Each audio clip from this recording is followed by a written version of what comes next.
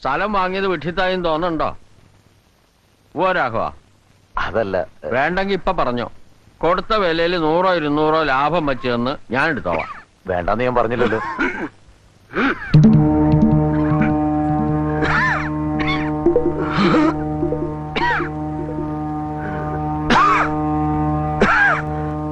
എന്താ പറ്റിയേ?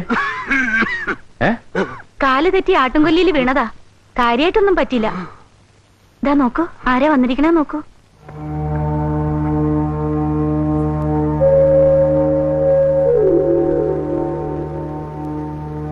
അച്ഛാ, എന്തോ ഒരു ഭാഗ്യം കൊണ്ട് വള്ളിയമ്പല തങ്ങിയിരുന്നു. ഞാൻ ബൈക്കുട്ടി തെളിക്കുമ്പോഴാ കണ്ടത്.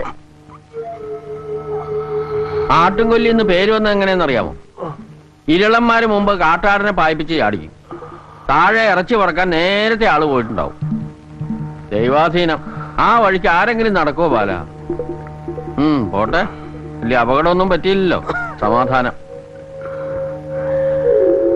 അങ്ങനെ എളുപ്പം ചാവില്ല.